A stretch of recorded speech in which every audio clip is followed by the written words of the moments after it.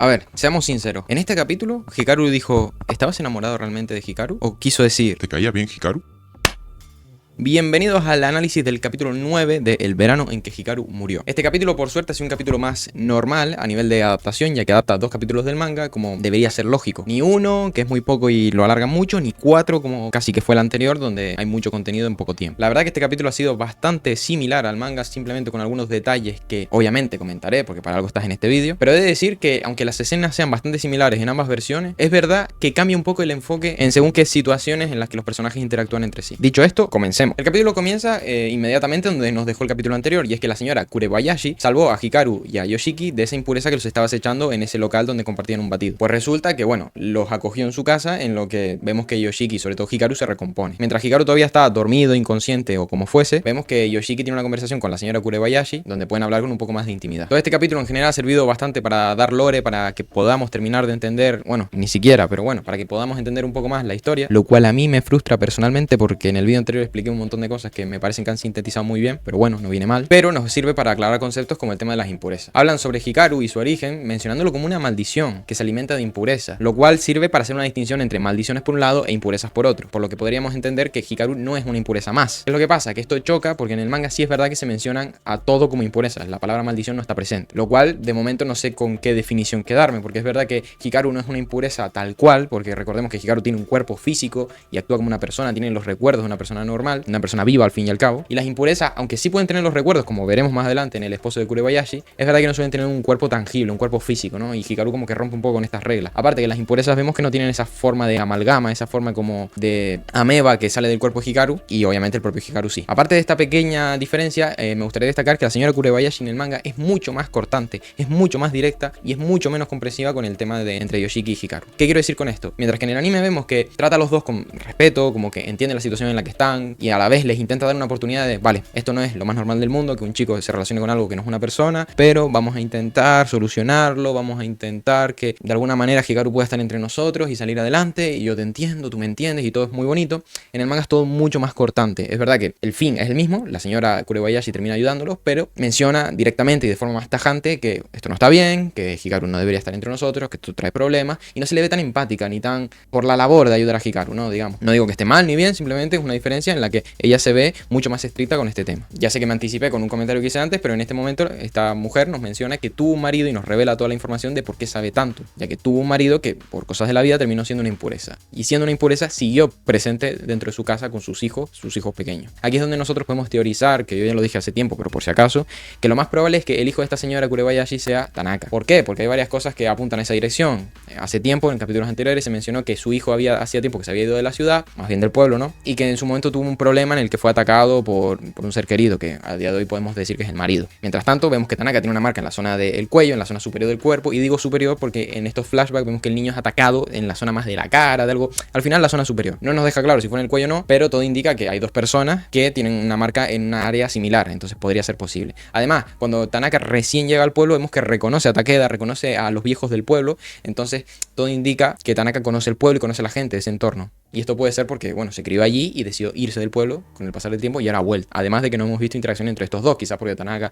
le guarda rencor a su madre por permitir que en su día su padre estuviese presente entre ellos a pesar de que podía hacerles daño. Pero sea como sea, yo calculo que es Tanaka, ¿vale? Y bueno, sea como sea, vemos que este ente termina haciendo daño a los hijos de esta mujer. Y como dije, no sé para qué explique nada en el video anterior, porque en este capítulo se explican bastante bien. Es verdad que quizás no explican todo lo que expliqué, pero bueno, hay un montón de trabajo de intentar entender las cosas con la información que tenía, que en este capítulo simplifican mucho. Sobre todo el tema de que existen 2 mundos separados por una fina barrera, donde podemos separar el mundo de los vivos y el mundo de los muertos, y por lo que vimos, sobre todo por la abuela de Asako, que se nos recalca que no necesariamente el mundo de los muertos es malo, pero que lo ideal es que no converjan, digamos, ¿no? Pero que debido a, según qué distorsiones, en el medio, en la fina barrera que lo separa, hay momentos en los que podemos calcular que el mundo de los muertos se superpone y puede entrar al mundo de los vivos. Calculo que al revés no debe ser así, pero destacan que la habilidad que tiene la señora Kurebayashi simplemente es que cuando un ente viene a este mundo que no le corresponde, es capaz simplemente de devolverlo de vuelta y cerrar el agujero por el que vino. Esto me parece evidente. Lo digo porque había gente que quizás podía pensar que los podía eliminar, que los podía borrar del mapa como si fuera, como ella misma dice, un dios. Y no es capaz de esto, simplemente los devuelve temporalmente. Mientras explica todo esto, hay un hecho que no sé si es importante, si lo será, si no, es más teoría que nada por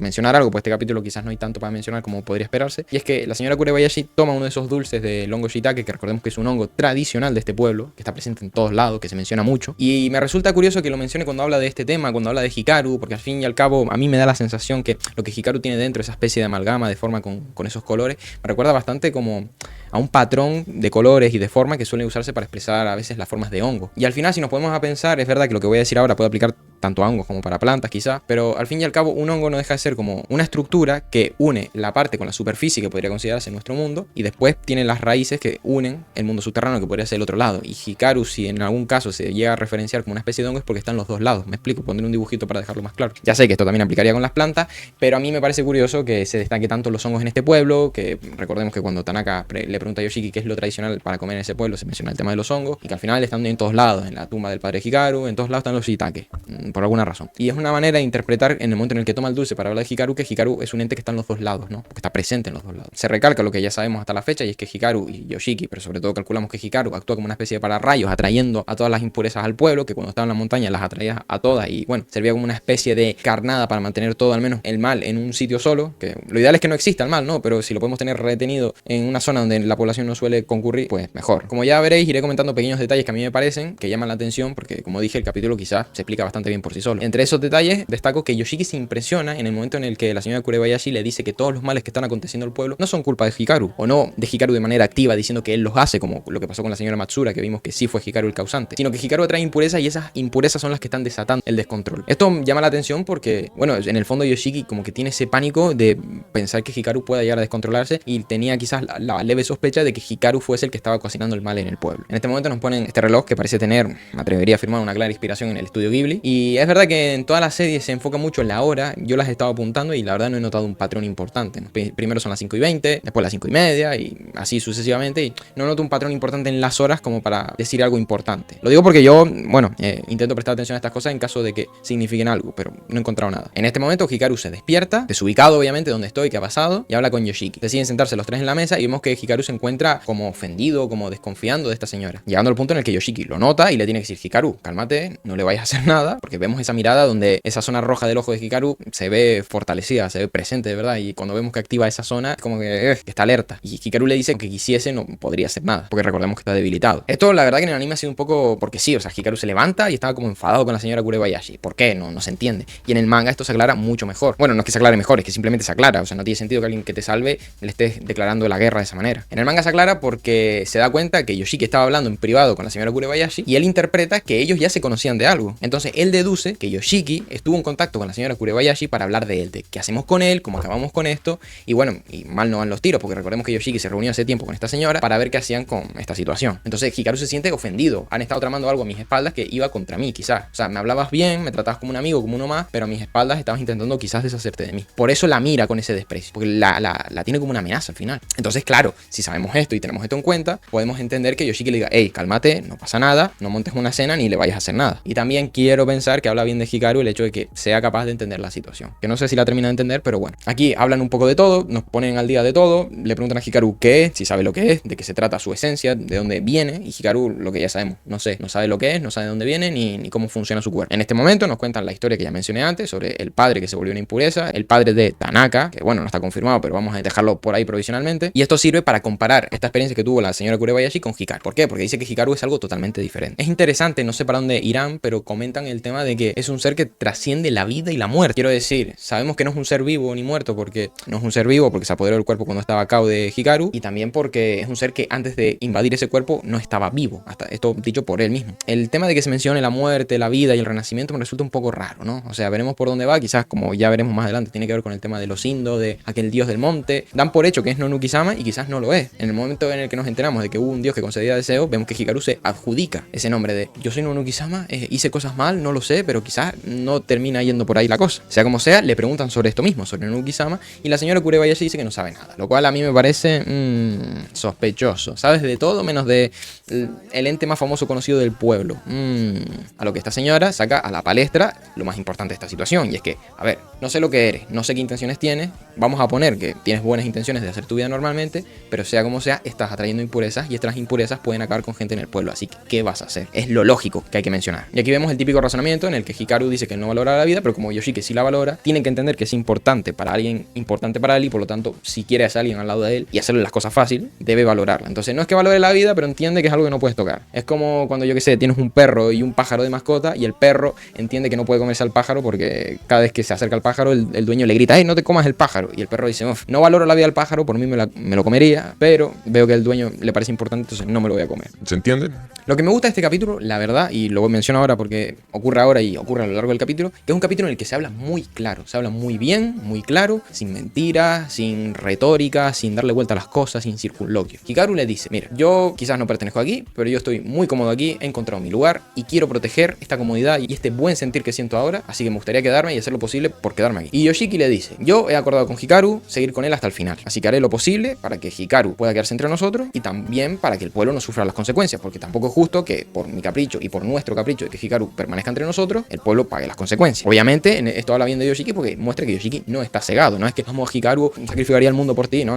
Quiero salvar a Hikaru, voy a sacrificarme yo exponiéndome a esto por él, porque él pueda permanecer entre nosotros pero controlado, pero también quiero proteger al pueblo. Y con esta claridad y con estas buenas sensaciones, bueno, la señora Kurebayashi llega a la conclusión de que el tema con mi marido fue mal porque era una impureza muy pura, muy así, sin cuerpo físico y tal, quizás a ellos se les pueda dar la oportunidad, son buenos chicos. Ese es el mensaje que a mí me transmite, es como que les da una oportunidad. Como digo, en el manga llegan a la misma conclusión, pero es mucho más tajante durante el camino. De esto está mal, sabes que puede morir gente, no sé qué, no sé cuánto, y al final como que dice, sí, bueno, son buenos chicos, pero es todo mucho más agresivo, digamos, que lo entiendo perfectamente, además con la experiencia que tiene esta mujer. En este momento nos meten en una escena de Tanaka que se cruza con la impureza que le puso el cascabel, que al final recordemos que se lo llamó sabueso, el cascabel ese que manchó con su sangre para buscar a la impureza mayor, que sabemos que es Hikaru. Y un hecho curioso es que el sabueso, no termino de entender quizás cómo funciona, pero vuelve al origen, vuelve a Tanaka y como que atraviesa a Tanaka, y a través de atravesarlo, Tanaka recibe las visiones que pudo ver esta impureza, y ahí ve en sus recuerdos, digamos, a Hikaru y a Yoshiki. Esto es interesante porque, como digo, no entiendo muy bien quizás cómo funciona. Podría tirar una data ficticia y intentar quedar bien, pero no os voy a mentir. Pero algo que me parece curioso es que la impureza actúa un poco raro, ¿no? O sea, ¿qué objetivo tiene con abalanzarse contra él para volatilizarse? No lo termino de entender. Pero la verdad, algo que me parece curioso es que Tanaka siempre menciona que no tiene poderes, no tiene grandes habilidades, y simplemente todo lo que él hace a nivel más mágico, entre comillas, porque podemos intuir que no es magia, es a costa de algo, y suele ser a costa de órganos. Entonces, estás ofreciendo tu sangre a una impureza. La impureza te hace el trabajo sucio y tú recibes el pago. El pago es que te atraviesen, sientes un gran dolor y tienes la visión. Me parece muy pobre que el pago sea que ofrezcas un poco de tu sangre. Quizás para conseguir esta información, Tanaka, sin que lo muestre, sin que nos lo diga, ha ofrecido uno de sus órganos, como vimos que usó a la hora de poner una barrera. Y quizás en el momento en el que la impureza lo atraviesa y él se queja de dolores porque está sintiendo como el órgano se va. No sé si esto es posible, no sé si de ser posible le hubieran dado más importancia, pero tendría sentido porque al final es un pago que él hace a cambio de esta información. Al menos me gustaría dejarlo por ahí, porque recordemos que nada es gratis. Aquí me gustaría mencionar algo que no sé si todo el mundo termina de entender, y es que hay una escena muy rara en el manga. Muy rara no porque sea rara, sino porque no se termina de entender. Y es que parece ser que después de esta conversación con la señora Kurebayashi, Hikaru y Yoshiki se va cada uno para su casa. Yoshiki vemos que está como recién duchado, como que se va al baño, y Hikaru lo visita de noche. Y digo que es rara porque Hikaru no se deja ver. Es más, Yoshiki le dice, Hikaru, ¿eres tú? ¿Qué necesitas? ¿Qué quieres? Y Hikaru dice, nada, no sé qué, y se va. Es una escena rarísima en la que es como que está presente en la sombra, no dice nada,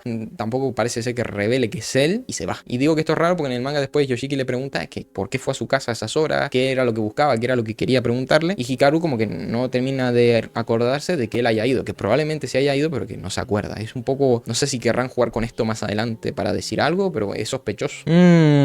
Así que nada, volviendo después de esta intervención con Tanaka, y para cerrar el tema de la señora Kurebayashi, les dice que, mire, yo no sé nada, vayan a hablar con el viejo Takeda, que es el más experto en todos estos temas, y si se niega a atenderles, menciónenle mi nombre, que aquí hay mucha gente que me debe favores. Vemos en este momento que los chicos se retiran de la casa y que Yoshiki se adelanta. Entonces aprovecha este momento para decirle a Hikaru, Hikaru, deja de mezclarte con Yoshiki, tú debes de saber lo que pasa si sigues haciéndolo. Y Hikaru no parece muy negado ni muy sorprendido, o sea, Hikaru sabe lo que está haciendo. Sabes que si te mezclas con Yoshiki, Yoshiki no podrá volver al mundo de los vivos. Así que esto es curioso. Hikaru quizás está siendo egoísta, en parte porque no valora la vida y no le importa arrastrarlo si al final es lo mismo, pero es lo mismo para él, que es un ente diferente, es un ente superior, porque no es una impureza que en el caso de que se desaparezca del mundo de los vivos desaparezca, sino que él puede quizás fluctuar entre los dos mundos. Y cree que Yoshiki también podría, quizás no, quizás si realmente se mezcla con Yoshiki, obliga a Yoshiki a irse para el otro lado sin remedio alguno. Sea como sea, Hikaru es consciente y la señora Kurebayashi se lo advierte, que no se pase. Aquí viene una escena que para mí es triste, es rara y es un poco incómoda quizás según como lo vea, y es que Yoshiki le dice a Hikaru que se adelante, que él quiere ir un momento a un sitio y que quiere estar, digamos, a solas. O sea,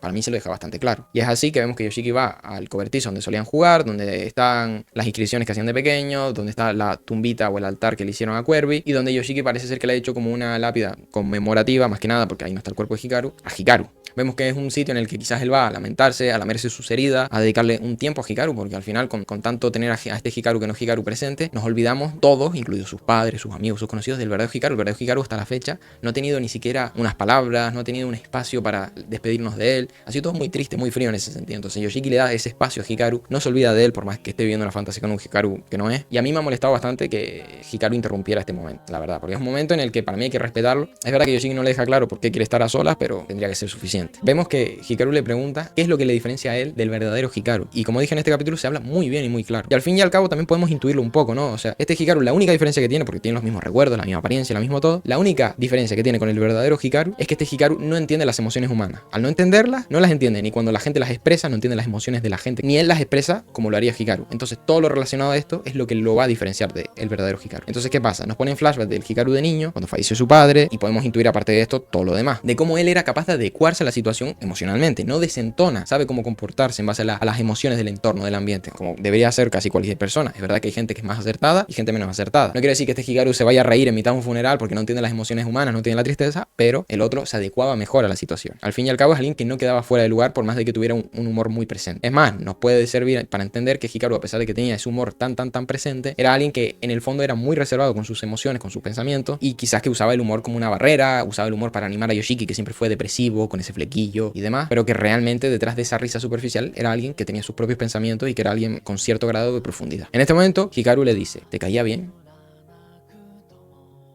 Mentira. Le dice, ¿te gustaba? Y aquí vemos que Yoshiki tiembla. Y la verdad que las veces en las que Hikaru lo ha confrontado en este ámbito, como que vemos que Yoshiki sí es algo que le molesta, le duele. Es más, aquí mismo se le menciona que no quiere hablar de eso. Y es evidente, o para mí semi evidente, que por qué no quiere hablar de esto, porque es muy doloroso hablar del amor hacia alguien que ya no está entre nosotros, encima con alguien que sí está presente en apariencia y recuerdos, pero no en emociones y no en esencia, y además que imagínate lo doloroso que sería que Yoshiki le dijera a Hikaru de que mira, yo sí quería a Hikaru, lo quería de verdad, era mi interés romántico de verdad, y que Hikaru, gracias a los recuerdos que tiene del anterior Hikaru, le dijera, Hikaru también te quería. Imagínate lo doloroso que sería. Sería horrible. Entonces yo entiendo que Yoshiki no quiera confrontar eso. Mira que estoy grabando, fuera de aquí. Es más, quizás con el afán de demostrar algo, con el afán de desviar la atención, vemos que Yoshiki lo toma y le dice, ves, te miro y no siento nada. Quizás mintiéndose a sí mismo probablemente. Además, sin pretender hacerme el psicoanalista ni nada, en el momento en el que vemos que hablan de este tema, Yoshiki desvía la mirada a un costado, y esto en psicología es una clara advertencia de que alguien está mintiendo. Consecutivamente se nos menciona lo que vemos que Yoshiki le viene diciendo en los últimos capítulos a Hikaru, y es que no tiene por qué ser humano, yo te acepto tal y como eres, entiendo que no eres humano y no tienes por qué serlo, no te voy a forzar a hacer algo que no eres, prefiero que seas tú en tu libertad controlada, porque también es verdad que si al final tenemos a alguien que no es humano forzándolo, quizás este forcejeo, este agobio, esta presión que siente Hikaru puede hacer que explote por otros lados y que termine haciendo cosas por miedo a que Yoshiki lo abandone si no se comporta como se tiene que comportar. Al fin y al cabo, no quiero decir que haya sido esto, pero la señora Matsura en el momento en el que lo ve le dice, no Nonokisama, y le grita. Quizás uno de los motivos por los que Hikaru termina con esta señora es porque le daba miedo que Yoshiki sintiera temor por esta situación de que lo reconocieran, que le advirtieran sobre esto y que esto alejara a Yoshiki de Hikaru. Por eso quizás pudo haber acabado en parte con la señora Matsura. Además de esto, le dice que, como digo, no tiene por qué ser humano, no tiene por qué entender las emociones humanas y que al fin y al cabo da igual, porque la relación que tienen ellos es especial, que ya tienen lo suyo, se menciona. Con lo suyo puede significar esta intimidad que tienen entre ellos, que es el tema de mezclarse como se han ido toqueteando. Hikaru, feliz. Y Yoshiki, conforme, porque al fin y al cabo aquí yo no termino de entender a Yoshiki. Me da la sensación de que Yoshiki entiende que Hikaru no es Hikaru, ya no lo busca como el reemplazo de Hikaru, no creo que en eso esté mintiendo, pero sí es verdad que tiene un pensamiento de trasfondo en el que busca controlar a Hikaru. Vemos que quizás su orden de prioridades ha cambiado. Al principio era sustituir al verdadero Hikaru, intentar enseñarle a ser Hikaru para poder estar juntos, y ya vemos que es más algo secundario, que lo primero es, tengo que tenerlo controlado porque no quiero que se salga de control, intentar aprovechar y disfrutar lo que sea posible con él, pero lo primero es sacrificarme para tenerlo controlado. Como que ya no maneja esa ilusión y puede tener una especie de plan B en la cabeza. En este momento vemos que se reúnen en la casa de alguno de los dos, probablemente de Hikaru, y revisan todo lo que saben hasta la fecha, lo cual nos ayuda bastante. Nonokisama era un dios que otorgaba deseos a cambio de algo, pero como mucha gente murió de una hambruna, le echaron la culpa, lo encerraron en la montaña y lo maldijeron. Y dentro de todo esto, Ichi-san, los Indo y todo esto tienen un papel importante. Esa sería la historia base que sabemos hasta la fecha. Aquí se plantea que Hikaru, en caso de ser Nonokisama o no, es un dios. Se plantea en el caso de que sea un dios. Yo voy a decir una cosa, se da muy por hecho que Hikaru es Nonokisama, y eso en ningún momento se nos confirma. Lo dan por hecho en la serie porque quizá quiere que pensemos que va por ahí, pero no tiene por qué ser así. Consecutivamente vemos que en el anime Hikaru plantea de que, bueno, si soy yo el que trae las impurezas y esto antes no era así, quizás si vuelvo a la montaña las impurezas vuelvan conmigo y el pueblo se salve y se salve todo el mundo a cambio solo de mí. O sea, es un trato justo, ¿no? Salvar a todo el pueblo a cambio de que yo simplemente quede recluido. Y vemos como Yoshiki lo niega, como busca dar vueltas, circunloquio, busca rizar el rizo demás para decirle que no. Vemos una frustración muy evidente en Yoshiki de querer salvar a este Hikaru. Le dicen, no tienes por qué hacer eso, vamos a buscar una solución, vamos a buscar cómo hacer que dejes de atraer las impurezas, cómo, si no, acabar con las impurezas, o cómo aislarlas, o cómo buscar una solución. Lo vemos muy implicado en este caso. Buscan dar vueltas en lugar de atacar la causa, que obviamente es Hikaru, eso ya lo sabemos de manual. Y una cosa a destacar, que son esos pequeños detalles que estoy aquí para mencionar, es que en el manga no se ve esta frustración. No se ve ni a Hikaru tan deprimido por decir, si volviese a la montaña se arreglaría todo, ni vemos esa frustración de Yoshiki diciendo, no tienes por qué volver, vamos a buscar una solución. No vemos ese agobio, esa prisa, esa implicación de ambos, tanto en la tristeza como en la ansiedad que genera esta situación.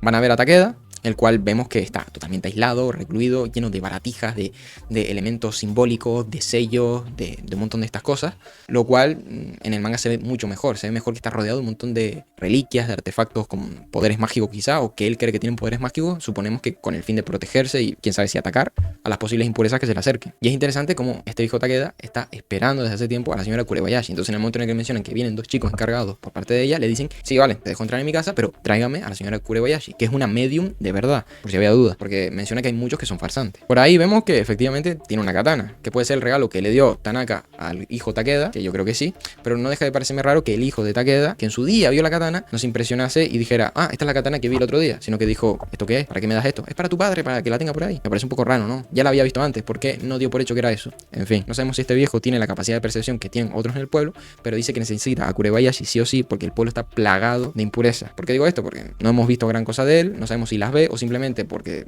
desapareció Matsura y porque ve que su hijo está moviéndose de aquí para allá, da por hecho que está lleno de impurezas. Aquí llega la parte más interesante del capítulo, que es el lore, pero el lore de verdad, el lore interesante. Y nos habla de la familia de los Indo, que al final son los antepasados de Hikaru. Vemos que ponen imágenes por momentos de gente que está colgada. Hablan de la blasfemia de los Indo, o sea que los Indo cometieron algo que se considera blasfemia, algo, un pecado, hicieron algo malo. Así que esto choca un poco con que habíamos pensado que los Indo eran la solución porque eran los buenos que iban a sacrificarse a la montaña, al menos en su línea masculina paterna, pero parece ser que tienen que ir a la montaña no como sacrificio, sino como disculpa porque en su día hicieron algo malo. Ellos en su origen fueron el problema. Se menciona que por ellos murieron muchas personas y como digo que realmente suben a la montaña como un acto de disculpa, es decir, para devolver el favor. ¿Y qué podría haber sido todo esto? ¿Qué podría haber hecho enfadar al dios de la montaña de aquel entonces? Pues al parecer pidieron algo que hizo enfadar a este dios de la montaña. Obviamente estos chicos no saben nada, por más que Hikaru sea Hikaru y tenga los recuerdos de Hikaru, porque sabemos que no recuerda todo lo que recordaba Hikaru y cosas que tiene borrosas. Entonces le pregunta qué pasó, de qué trata todo esto y el viejo Takeda enloquece. Claro, por eso el ritual falló,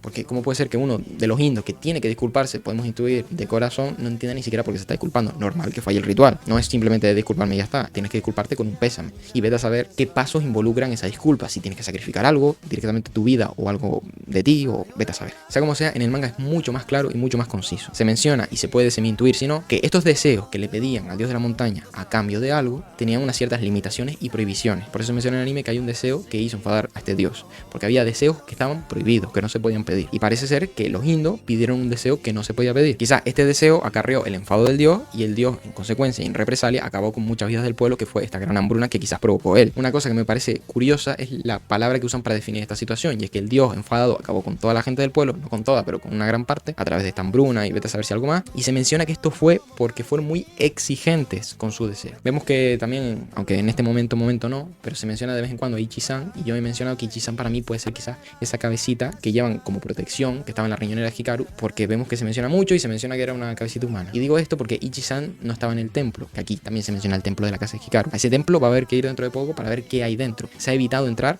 en el momento en el que se cuestionó hace tiempo, en aquella noche que compartían fuegos artificiales el grupo de clase, pero ese templo tiene que tener importancia. Sea como sea, Hikaru en ese momento ve algo dentro de él, vemos que ese algo se apodera del cuerpo de Takeda, se hacen las 3 de la madrugada, de la tarde, no lo sé, vamos a poner de la tarde. El hijo Takeda se termina convirtiendo, agarra la katana con el fin de arremeter contra Hikaru, pero aparece Tanaka de la nada, que a través de las visiones debió intuir que irían a casa de Takeda, le arrebata la katana, que iba a atacar a Hikaru. ¿Para qué? Para terminar atacando él a Hikaru. La verdad es un poco no sé con qué fin, o sea, sí entiendo el fin, porque recordemos que esta katana no está hecho, como dijo anteriormente, para atacar humanos. Así que con esto simplemente intenta probar la naturaleza de Hikaru, y efectivamente le sale bien. Corta la cabeza y esa cabeza sale rodando y termina en las manos de Yoshiki, que no puede creer lo sucedido. Yoshiki obviamente queda como en shock y termina esta escena con esa especie de amalgama que hemos mencionado 1000 veces saliendo como del cuello de Hikaru. Obviamente yo estoy tranquilo porque la escena ha sido espectacular, ha sido muy impactante, pero esto no acaba aquí. Lo más probable es que de alguna manera Hikaru termine volviendo a encajar la cabeza. Y fin, ¿para qué mentir? No nos mintamos. A ver, la historia no puede acabar así, no puede ser todo tan fácil. Lo que me parece raro es que ahora Tanaka, teniendo la ventaja de estar en una buena condición física, tener la katana en su mano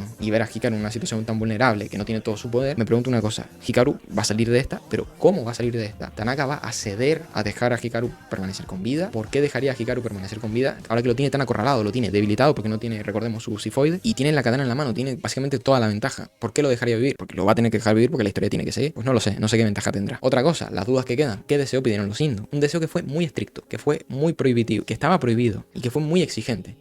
¿Qué puede ser? Quizás algo muy egoísta, algo que afectara a demasiada gente, no sé. Es verdad que la serie hace muchos paralelismos con el tema de la homosexualidad, de cómo la gente castiga a la gente que es homosexual. Quizás iba algo por ahí, una metáfora al final de la vida de que tenemos que aceptarnos a todos, pero de alguna manera ese deseo hizo algo malo. Yo tengo mis propias teorías internas, pero la verdad es que son muy rebuscadas, muy raras. No me parece que valga la pena ni el tiempo mencionarlas. Pero vete a saber si, por ejemplo, uno de los indos tuvo uno de los hijos que era gay, como vemos que se penaliza un montón en esta serie, y uno de sus deseos fue: quiero que mi hijo deje de ser gay. Y ese deseo tan exigente es el que hizo enfadar a Dios de la montaña, porque resultó ofensivo pedirle que cambiase la naturaleza de uno de sus hijos o algo así. En la serie se penaliza mucho esto y podría ir por ahí. Vete a saber por dónde fue. Si llego a pegarle con esa teoría, me corono. Sea como sea, el capítulo ha estado muy chulo, la verdad. Ha sido hervido de lore, ha tenido su acción al final, ha tenido todos los puntos que tiene que tener de trama y acción. No es ni acción vacía ni trama pesada. Me ha gustado. Me ha gustado, han profundizado en Hikaru, en Yoshiki, obviamente. Y la verdad que este anime para mí se está consolidando como uno de los mejores, sin duda, de la temporada. Y de momento también del año. Es verdad que quizás pelear podio, no sé, pero estoy muy conforme. Me parece haber comentado lo más interesante, las pequeñas diferencias, porque como digo,